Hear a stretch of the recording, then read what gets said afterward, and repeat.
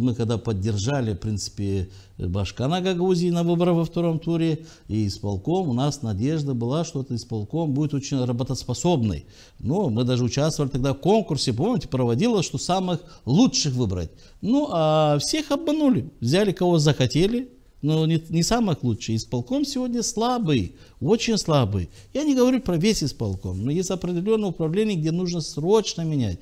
И она еще раз доказала себя, что исполком слабый. Даже вот первое зимнее время выделение денег за зимний период людям.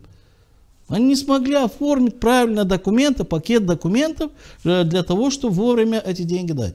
Да, вопрос прошел, даже на прошлом народном собрании поднимал вопрос, потому что было заявлено исполком, что виновата почта, у меня там работают друзья, и мне говорят, ну в чем тут мы?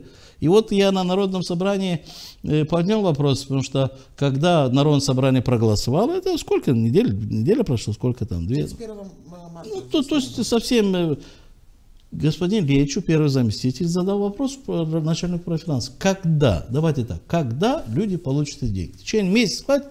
Начальник говорит, ну, возможно, может месяц, может 2 месяца. То есть, а что вы же говорили, что почта мешает? То есть деньги придут через 2 месяца, а им сегодня почта мешала. То есть никто не мешает, вы не готовы к этому. Деньги еще не собраны, документы не сделаны. Но это задержки только из-за того, что не работает профессиональный исполком полностью.